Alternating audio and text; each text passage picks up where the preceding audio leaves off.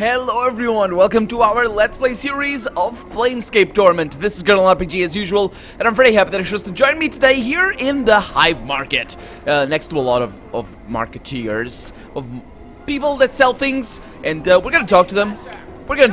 But for right now, let me see what this is. A crude wooden cart. It looks like it would fall apart if anyone tried to use it. Well, it's not very good then. This window is, if that's what it is, seems to be made from a blue stone that shifts and bends as you look at it. It glows softly in the dim light of the city. What about this one? It's the same. And this one is the same as well. Okay, yeah, I want to get in there. That's a hive dwelling. Okay, that doesn't sound like a... Oh, yeah. That doesn't sound like a place where you need to go to. It just seems like a house, but... It's probably the worst place we can be in Sigil at the worst time. Yeah, let's have a chat. Well, it's because it's nighttime. There's a lot of thugs around here.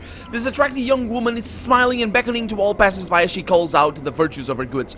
Plates, jugs, cups, tankards, drinks from the goblets of the finest lords. Or drink from the goblets of the finest lords. Upon seeing you, she waves you over as if you were an acquaintance.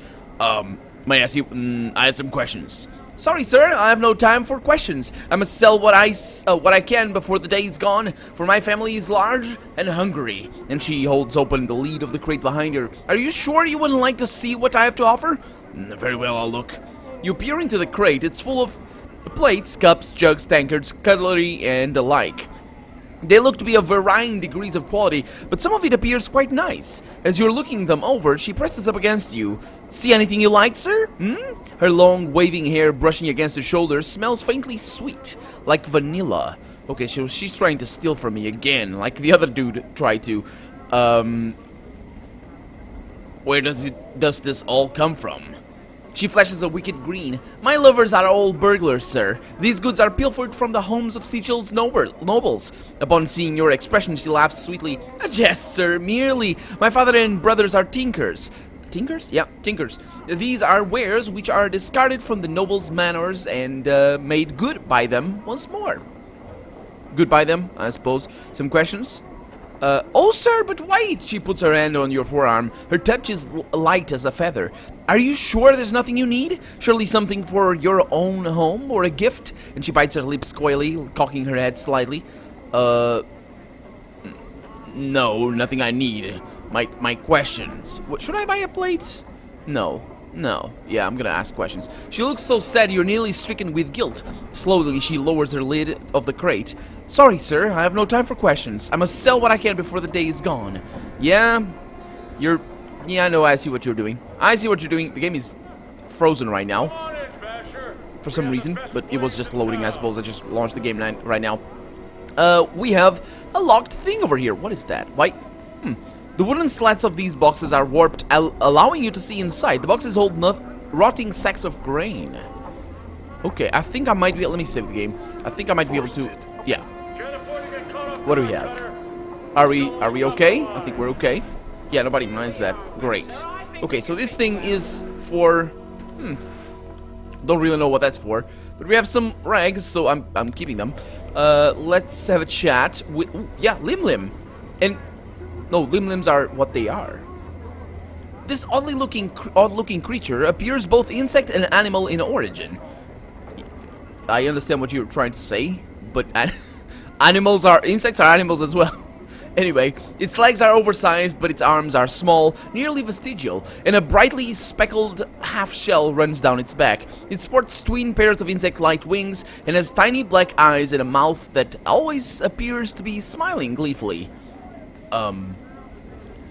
But, well, I'm gonna pet it, I guess. So let's pet the Lim. Pew pew! The Lim bounces about merrily, its wings buzzing. It seems to enjoy the affection immensely. Let's pet some more. And it goes... So it's just that? Well, I can press 1 forever. That's a lot of pets. And he doesn't get tired of that. Let's leave him alone then. What about you, little guy? Do you want some pets as well? You! There we go. So I can pet him, and he goes to pew pew. Yep, just gonna pet him a bunch as well. A little bit. Just a little bit. And they move. Okay. And that's that. Oh, that's fine. That's quite good. I liked how both the Lim and the Hive Merchant over there, both of those writings were capable of eliciting a an emotion that would probably work, well, maybe a little bit more effective if I was, you know, in person with the limbs and with a hive merchant. But it was very evocative, I guess. Anyway, this bench looks like it is ready to collapse. Okay, and we got a guy called Rickwinged. You Gunver, a story for Jink, eh? He wants a story, or I want the story maybe. Profura and Craddock. Man, there's a lot of people to talk to. Let's go over here. You see a huge man watching the area with a tight-lipped frown and narrowed eyes. He is hunched slightly as if bearing a heavy load on his shoulders. The unpleasant smell of sweat and dirt wafts from his clothes. Greetings. The man glances down at you. His frown deepens. Aye, what are you sniffing around here for? You Craddock? Mayhap? He studies your face as if trying to recall you. If I am, what be it to you? Yeah, I come with a message from Bane the Sender. The message states, the shipment must be incursed by the 3rd day, or there will be a penalty. By the hells, can they be such fools that they think we can miracle it there? Alright then, your message has found its way to the right ears for all the good it will do. Oh, what's the problem? Look around you. Craddock nods at the laborers in the marketplace, then scowls. These laggards and half-wits can barely keep up with a load as it stands, and now it needs doing in half the time. Do you need any help? I'll tell you what I need. All my men to show up for work. July's gone missing since this morning, and I need him back now. July? Where did he go? That hive-bred goat is probably passed out on the street somewhere by the smoldering corpse when he should be here helping us. Worthless sod. Yeah, I could go find him for you, I guess. Oh, you could ya? Craddock squints at you. And now, why would you do that? Well, you need the help, don't you? It doesn't sound like you can spare the time to go looking for him, and there's work to be done, I guess, you know. Craddock is silent for a moment, then nods. Aye. You find Jelai, you tell him to drag his worthless bum-ridden hide here, or bub-ridden, and I'll pay you for your trouble. He frowns. When you find him. Now get. Yeah, he said he's likely to be by the smoldering corpse. Where's that? Updated my journal. That's south and east of here. Head through the southeast gate, then head east for about a block. It's got a mess of drunks outside. Can't miss it. July's most like somewhere around there. Okay, I hope there's no time limit for this. Alright, I'll go look for him. Thank you. Or farewell or something. Let's have a chat with Profita over here. This grim-looking woman spares you only a brief glance before returning to her rent on top of the stage. She has a powerful voice that carries across the marketplace, even cutting through the noise made by the merchants and the surrounding foot traffic. Okay, so a great darkness. Oh, she's a what's the name? Like a plague, not plague bearer. What's the word? Like the doomsday. Something or other. People that say doomsday. To the mazes they shall go and all that sort of stuff. Let's have a chat with Gahoa. You see a thin, yellow-skinned humanoid covered in a variety of dazzling tattoos. His eyebrows have been accented with black charcoal lines and his teeth are filled to points. He sees you and waves you over, rattling his dice in his hand. Greetings. No, I'm gonna say greetings. He displays a feral, shark-toothed green. His eyes are like shiny black orbs. His voice is low and raspy. Gahona greets you as well. You have come to play a game of dice. Or a game, yes? Well, no, but I had some questions. Gahona's smile fades in an instant. He shakes his head. No interest in questions have I. Only the game, the turning of the die, the glint of coin won or lost, yes? He shakes the bone dice in his palm. You have no interest in these things? Alright, I'll play. Gahona reaches into his tunic and pulls out a coin. This coin? Your coin. And he places it at your feet and pulls out another. This coin? Gahona's. And he places it at his own feet, then holds up 2 dice between his thumb and index finger. The dice, we both roll 1. Yes? Go on. You roll higher both coins. He snatches the coins up from the ground and proffers them to you. Yours. Gahona roll higher? And he quickly jerks the copper back into his tunic. Mine. Neither rolls higher. The coins stay for another roll. So, how much coin will lie at your feet? Well, let's go with 5 copper commons, I guess. You both roll the dice until Gahona rolls higher. He snatches up your coins, stucking them into his tunic. He seems to hesitate for a moment, then speaks. Again, yes? Wait, is something wrong? Gahana regards you closely for a moment, then nods. Never do I indulge in Ashma's folly. Never do I cheat, human. But I see fortune. Read it. Know it in the face of a man. Oh. However, in you I see nothing. I know nothing. You have no luck, no fortune, neither good nor ill. Or you make your own, perhaps. I do not know. And he places his dice back into his tunic. We might play later, perhaps, but no more at this moment. Alright, farewell. Well, I guess I got unlucky and lost 5 copper, but that's fine, I don't really mind. I thought we were gonna play for free, because, you know, that's an easy way to get people to play. Just, you know, come here, I give you a coin if you win, and you just try to get that to your side, cheat a little bit on the first one at least. Let's have a chat here with Rick Wayne over here. I wonder if he farts a lot or something. This man is looking at you with a strange bug-eyed stare. His eyes are huge, so huge they look ready to pop out of his sockets, and of their sockets, I suppose, and roll across the cobblestone. That's not how eyes work, but sure. He nods eagerly as you approach, bobbing his head like a bird. And as you near him, you suddenly notice the smell of urine and feces around him. So yes, Rick Wynn very much relies not necessarily on the whole wind part, but on the Rick and on the that's that. Yeah. Greetings. The man sniffles, wiping his nose on his sleeve, then opens his mouth to reveal blackened, rotten gums. Rotted gums, huh? Stories for coin, Sarah! His breath reeks. It smells like this man has been keeping rotten meat stored inside his mouth. Stories for coin? Who are you? The man snorts thick with phlegm. Names, who you are, he said, does a slight twitch every time he repeats himself. Names, dangerous. He glances at the ground and stirs the dirt with his foot. Dangerous? Knowing a name or being stuck with one both some ass trouble. He looks back at you, or back up at you. My name's a given name, not one asked for. Rickwind. When once again you become suspicious, or conscious, not suspicious, conscious of his reeking breath and the smell of urine and feces that surround him. A given name. Well, an appropriate name. Not my true name. Rickwind mumbles on, his head twitching every time he says name. A true name's a dangerous thing, gives others powers. He stares at you with his huge eyes and wags his finger. Keep your name secret. Keep it close. Never let it go. But what do you mean? Names are like smells. Things can track you with them. Well, then you don't really have... you don't need to be afraid of others knowing your name. Rickwind coughs, his eyes almost popping out of his skull as he does so. His cough seems to loosen his bowels, for he breaks wind. Oh boy, loudly, as if to accentuate his point. Oh boy, anyway, indeed. If someone knows a true name, it gives them power. He licks his lips. The power to hurt. Yeah, when I was a kid, I didn't really... because this point is actually made a couple of times in multiple RPGs. The power of a name, and it's also part of fictions, and like you'll see... all I can think of right now is Death Note, but there's more. The power of names. Oh, there's one in Song of Ice and Fire as well, where you need to know a name to basically kill a person. You need to know their names. It's an interesting thing, but usually it's very it's very magical, the power of names. And that's what I associated it with when I was a kid.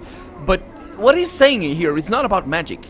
What he's saying, I believe, especially with the comparison to the smell, I think it is the power to track you, because it's like a car number plate, effectively, sort of. But yeah, I don't know my true name. Updated my journal. Rickwind's eyes widen. Seeing his eyeballs bulge even larger makes you uneasy, yeah. Then you are blessed, remain nameless. I am the nameless one, yes. And you shall be as a spirit on the plains, untraceable, untrackable, unseen, undiscovered. He smacks his gums wetly. A name chosen, a name given. It allows others to find you and hurt you. I should have been making his voice if I had no teeth, because it's kind of tricky to say some dental things. Anyway, I can't really imitate because I got teeth. My lips don't really go over the teeth. Anyway, have you been hurt? Requiem gives a twitching nod, then scratches himself. Let my name sleep once, only once. His eyes film over as if the memory is painful, then glances at you uneasily. Tell you the story I can, I will, but 3 coppers must I see. His face splits into a smile as he says the word coppers, and his reeking breath hits you like a hammer. Oh boy. Yeah, very well. Here's 3 coppers. Requiem gets into a stance, looks left, looks right, then faces you. His face clenches, then with a grunt, he breaks wind again. Oh my god. The smell nearly levels you. Boy. But he takes no notice. Cursed I, he says, walk to the wards in splendor. He stands up stiffly, his nose high in the air. He saunters back and forth, nodding to invisible passers-by. Okay, let's listen. Updated my journal. Requiem freezes, his arms akimbo. Crossed paths with a crossed one, he says. Had the looking of a pumpkin, his seeds. Curses! Requiem then thrusts his belly out so as to appear fat, slicks back his hair and his filthy palm, so he looks, with his filthy palm, so he looks almost bald, and begins drumming his fingers on his fat belly. He then walks about, circling the spot where his stuffy, upper-class persona used to be. All a jumble with curses this one was. With a sneer and a careless gesture, Requiem tosses an invisible curse at the stuffy person, or stuffy persona. Okay. Knew my name? Let it sleep, I had, all it took it all! And he stiffens up again, inhaling deeply and resuming his upper-class persona. The persona suddenly crumbles, and Requiem breaks wind violently, yet again, then exhales, filling the air with his foul, reeking breath. Cursed with stenches, smells, excrement, came here to tell tale, all good for now. Now Requiem is the name, given name. Oh, I see. I had some other questions. Questions, Requiem hunches over, regarding you warily with his huge eyes. Answers? Will I be able to... I am gonna have to read my journal. I can't look at my journal from in dialogue, which would be an interesting thing to do, but it's not natural that doesn't happen to me, because usually dialogue is a very local. It's a very thing. It's a very, you can go to the game menu, can save, can do anything, so it's like outside of the game or something. Let's see. I can ask what happened to him. And he goes back. Not today, okay. He goes back, excuse me, to telling that story again. I'd like to hear a story. Tell you a story? I can, I will, but 3 coppers must I see. Okay. I don't want to lie to him. I didn't even read the line. Can you tell me about this area? The hive, a tale I can tell, I will, but 3 coppers must I see. And he smacks his gums together and snorts like a pig. Very well, here's 3 coppers. Spire ward, he points to his left at the charred alley in the distance. An alley of dangerous angles. He bends his lip in a twisted parody of one of the skeleton buildings. Not always angled, but not always burned and charred. Once alive, no longer. Flames! Fire! He flings his hands up in the air, then waves them to simulate flames. That's interesting. The alley... that reminds me of, I think, Welcome to the NHQ. I think it's like a Chinese game or something like that. I don't even know. But anyway, if you know the reference, then that's the image I have in my head. The alley burned, he says. Great smoke, ash everywhere. In the end, only skeletons of buildings left. Bones of dead buildings, angles. Everywhere the angles. Updated my journal. He enters forward, his voice a whisper. Again the stench, oh boy, yeah. Again the stench from his body hits you like a wave. Dangerous now. Bad men have set up there. Keep there. He bows, then breaks wind in quick spurts like a bungle blowing. Or a buggle. Buggle? I suppose buggle. I don't know what the buggle is. That is the tale of how a street becomes an alley of dangerous angles. How did the fire start? He makes a semicircle over his heart. A man made it so. A beast made it so. A man who even fiends admire. Oh. Who?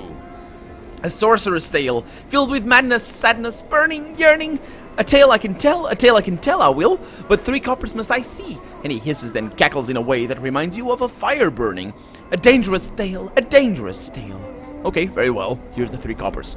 A sorceress there was, no simple hedge wizard this, but a mage of power. Requiem brings his hands together reverently, then smiles evilly. He burned with the art, and the art burned him. Oh, that's interesting. The name given him was Ignis, a name respected, then feared, then hated, then punished. Requiem gives a rattling whiz, then claws the air and hisses, apparently imitated Ignis. Taught by one of the last great magi Ignis was, and as an apprentice Ignis learned much, and nothing at the same time. Requiem shakes his head sadly. In his heart, his cold black heart, a fire blazed. It burned, and it hungered. Requiem claws at his chest as if in pain. As it hungered, Ignis hungered. It was his wish to see the plains burn. In the night, Requiem hunches down and begins to slowly stalk in the direction of the alley. A mad grin on his face. Ignis came to the alley that was to be the Alley of Angles, and the fire in his eyes both he let out. Or the fire in his heart, both he let out. Requiem points at the alley, then flings his arms up in the air, silently screaming and laughing at the same time. That's an interesting action. Flesh ran like wax, people like candles, and Ignis laughed. He laughed, and Requiem crumples to the ground, his body racked in with imagined pain. An evil was done, and forgotten not. He stands up, then hunches over, looks left, looks right, then starts mumbling as if secretly in a conference with someone. Something was to be done. Oh. He stands up stiffly, his face resolute. The punishment was decided. All the hedge wizards, midwives, rune tellers, copper-pinching witches, all manner of magelings, they came all, even those with the smallest trace of the art, to punish Ignis. Separately, they were flies. He makes a buzzing noise between his rotten gums. Together, dangerous. He hums, then raises his hands. Caught Ignis, granted his wish. Why? Did he want to burn? What? He swirls his hand as if casting a spell. He wished to burn. Yeah. They granted it, using his own desire to fuel the casting. They made his body a door to the plane of fire. They intended to kill him. Oh, I updated my journal. Yeah, failed, he says. He breaks wind again, as if to accentuate the failure of the wizards. Ignis lived, only slept. Blanket of flames, the flames turned in his sleep as he burned. Never happier. Well, they did actually want to grant him his wish, according to Requiem. Anyway, it might not have been their intention. They might have just actually wanted to burn him, and in spite of him, just say, "Oh, we're gonna grant you your wish," just to drive the ironical and actually it's not. It's ironical. A knife dip into him. But anyway, well, it's not ironical because he did. Anyway, it doesn't matter. He shuts his eyes, wraps his arms around himself, and turns slowly. Burning, ever burning. His eyes suddenly snap open. One day he will wake, and then the plains shall burn. Well, an unfortunate tale. I had some other questions for you. Questions? Answers? Yes, so can you tell me where I can find someone named Farod? This guy's very knowledgeable. I hope that he does. Requiem suddenly hunches over and leers at you. He walks around you for a moment, dragging his leg as if lame. A king! A noble tale! A tale I can tell, but 3 coppers. Must I see? Very well. Requiem remains hunched over, staring at you. Once a man of respect, Farod was. A man of goals and position. All became nothing. Turned to air. Requiem squints, then breaks wind, filling the air with a gut-churning smell. Turned to air and stink. A liar, a cheater, a man who twisted law, Farod was. He hunches over as if writing at a desk. He writes for a moment, and then suddenly stops, afraid. Then one day, he found that he had twisted himself. Such a liar he had become that when he lied, he was to go to a horrible place. Requiem shakes his head sadly, then hunches over again and looks wildly in all directions. Farod would not accept it, would not! He had cheated others, he would cheat his fate too. He read, dug in books, and consulted seers. Requiem stalks back and forth, his hands over his eyes as if staring off into the distance. And they told him that only in trash could he find that which would let him cheat his fate.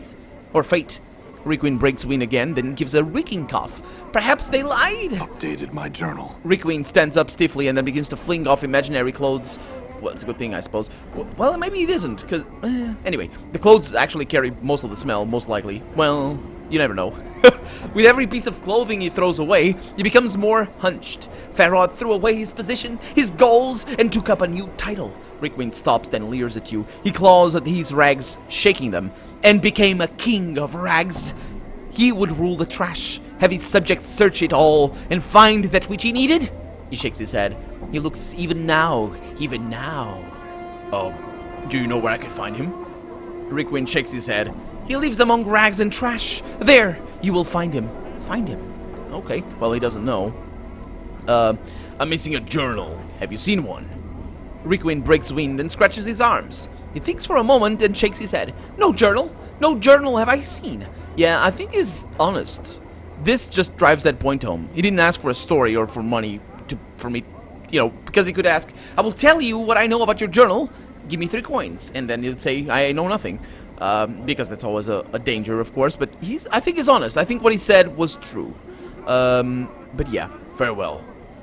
Okay, very interesting character. You can tell that I'm having fun voicing him. And I usually have fun voicing most of the characters here. But this one was pretty funny. Pretty fun to, not funny as in, you know, that isn't funny, but pretty fun to voice. I like that. We got a hive thug over there that wants to die. I'm down for that, I think. As long as they attack me so I can dodge them. Let's see what happens. Do I have my correct weapon? Yes, I do. Okay. Yeah, kill that guy. There we go. Ooh, nice. I don't know why these guys attacked me. I think it was because I was staying still or something. But they were very persistent. They didn't run away. Okay.